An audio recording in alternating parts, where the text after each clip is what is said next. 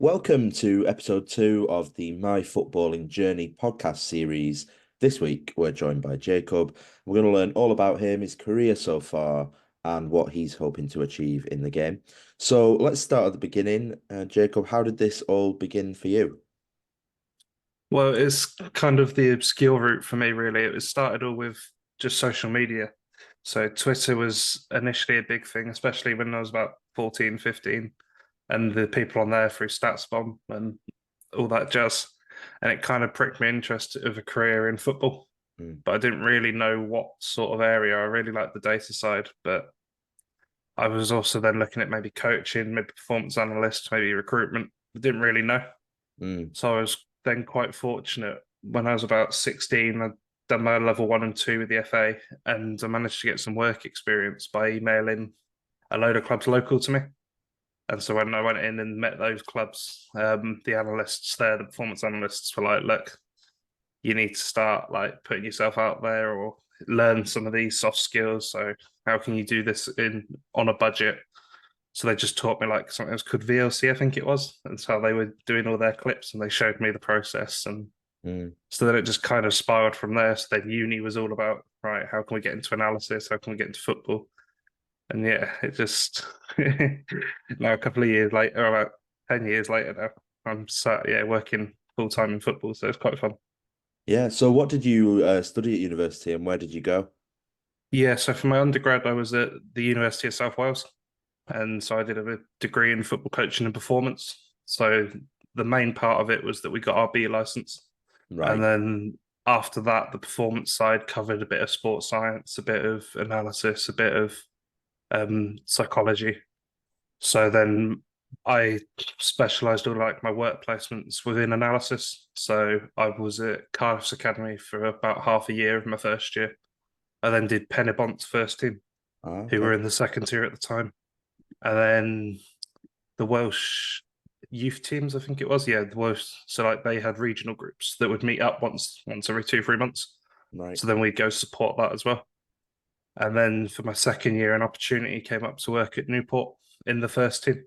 So I think there was two of us initially, and then there was a third one joined us for the third year. And is this But performance analysis? this was all performance analysis. But for me, it was just never really what I enjoyed. Like Mm, I don't mind standing behind the camera and watching the games and the tactical side, but I'd always had a numbers slant. mm, Like I was always coming back to the data and found that more interesting. So when COVID hit and all the football stopped, I kind of went back to what I found more enjoyable. mm. So it was one of them points where I started posting more on social media, started try to upskill myself, learning different things, learning how to use Tableau. Mm. Um, so it was one of those when during COVID, it was just I tried to go back to the data stuff a lot more, and that's then when I started posting on my portfolio Bees Analytica. So it kind of then spiraled from there, and yeah, led me down this rabbit hole. Yeah. So I know this because obviously I remember when you were doing your data collection and all the interviews that you were doing with people. So I know that you actually went back and did some more education, didn't you? I did, yeah. So through Bees Analytica, I noticed that it was starting to get people following it from industry. Mm, And I was coming towards the end of my undergrad, and I was kind of like, well, I need to like start applying for jobs here just to see, just either for experience or just to see where I can end up. And so what I was told initially when I got into this industry was that you'll have to earn your stripes as a performance analyst, go up to a head of department, then go into recruitment, then earn your stripes there, go up to a head of recruitment, and that was the traditional pathway. mm. But I started seeing more jobs for a recruitment analyst with not really much idea what it was. So I was just applying for them, just seeing what happened. I think I applied for like Aston Villa, Mm. just to see if I could get an interview. Yeah. I then saw a role go up at QPR, and I saw the head of recruitment had followed me on social media. Oh wow. So I messaged him and I slid into the DMs and said, I can't do this, this, and this, but I can do this, this, and this. Here's the Yeah. evidence. Can I apply for the job? And it was just after Christmas, and he was like, "Yeah, go on, then. Why not? See what happens." So I did the initial interview with them in Mm. around, it must have been January time, post Christmas. Just did a presentation. It was, yeah, did that one. And then How did you find somehow that got through. process? How did you find that process? Was that quite intimidating, or are you quite good in those situations? I was terrified. Like it was, I'd never done it before in my life. I was like, how the hell have I ended up in this sort of situation? I was very fortunate. I had a friend that basically sat with me 24 hours before it, and we went through the presentation with a tooth, like a fine tooth comb, Mm. and we went through every little detail. And he'd keep stopping me, be like, "No, change this. No, you started over that," and he'd keep making me redo it, and it's just to like nail it. So I was like, right, okay, this is fine. So I felt confident going into it. I knew it Yeah. inside out by the time I got there. And then went through to a second interview where basically they'd asked all these weirdly obscure questions, and it was just they were just poking and prodding to basically see what we were like Mm. and like how we'd react to certain questions. And then I got a call. I think it was Newport v Grimsby. I was just coming back to the car and I had 3 missed calls from him, and I was thinking, oh God, what's happened here? Like I probably should answer. So I've called him back and he said, oh, we can't offer you the full-time job yet because there's someone that's slightly further ahead than you, but we'd like to offer you to do your masters, and then you can go on and work full time for us a year later. Mm. And I was like, yeah, played it cool. I'm gonna have to think about it. I got a big decision. I'm still only doing my undergrad. And I put the phone down and called my mum. Was like, "Mum, we'll move to QPR." Like, So I'm how did going. that work then? So did they kind of bankroll that degree then? Is that how that works? Yeah, yeah. So they put me through my masters, which was in performance analysis at Right. Middlesex. So they put me through that for the year, but then I was working part time on the side for QPR. Right. So yeah, so balance both. So I was only in uni once a week. So Right. then the other 3, 4 days a week I was at QPR within the training ground or at games or Mm. whatever jobs they needed doing. So at that stage then, are you still thinking about recruitment? Are you still pining at night and thinking about working in the recruitment side of things rather than the performance side of things? Or had you started to kind of grow a love for the performance side?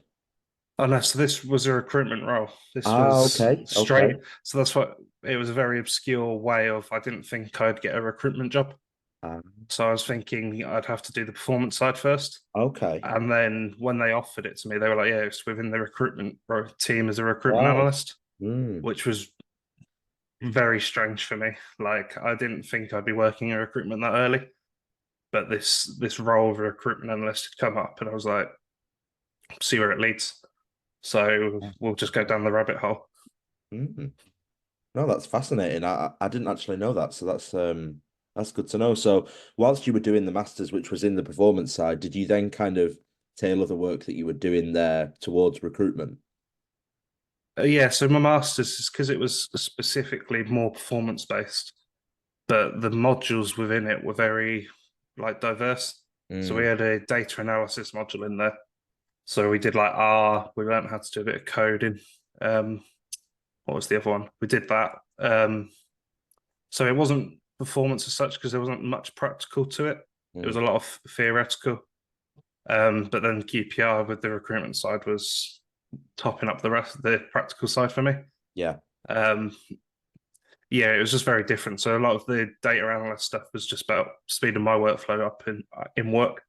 Just Mm. because if I can code something to do it quicker, then it saves me time and allows me to watch more games. So Yeah, that makes complete sense. So talk us through kind of the more recent steps in your journey then. So you're not at QPR now, so just talk us through that process of where you've ended up and how. yeah, so I was at QPR for about just shy of 2.5 years. 1 year of that was part time. The other year and a bit was just before or just after. And I was starting to get to a point in my life where I was looking to move, Mm. and I was based just outside London, so I was looking to try and move house, Mm. and quickly realised in this sort of day and age that I couldn't. So I started looking for jobs slightly further away, just so Mm. then I could move. And I happened to see a job come up at Barnsley, and just at that point in my life, it just seemed to make sense. Mm. Like it was a bit extreme moving, yeah, nearly 3, 4 hours away from home, Mm. but I just outgrew that sort of part of my life. Mm. So it was more of a personal one than a professional one. So I was just looking for different ways to like do it. So then, yeah, the job at Barnsley came up. I think I joined May last year, just before the end of the season. Mm. So did the playoffs and stuff, and Yeah, obviously the heartbreak with that. But so now, yeah, I've been at Barnsley now just shy of a year. I think it's 9 or so months that I've been here, yeah. and So yeah, thoroughly enjoying it. what does your role there entail? So it's the same job title, player recruitment analyst, Hmm. but a bit different to QPR. So QPR tended to be a lot more live scouting. So my usual day to day is finding a player through the data and then watching them 5, 6, 7 games, plus all their clips in certain areas to then try and get an idea of what they're good at. Yeah, And then so by the time I've watched that player, I should know them inside out. And then it's my job to keep an eye on that player. So when it comes to presenting them or discuss people for the window, I should know that player inside out. yeah. No, that's great, and that's a really interesting journey, and that's obviously where you are now. We're going to talk a little bit more about where you potentially want to go and the rest of your journey, which there's a large chunk of your journey to go. But if you're watching on YouTube and you want access to the rest of this episode, then you need to check out our Patreon page. For £5 a month, you'll have access to exclusive content, one-to-one guidance on your reports and career steps, as well as some more in-depth analysis and blog posts. The community is growing every day, and there's no better time to come and get involved.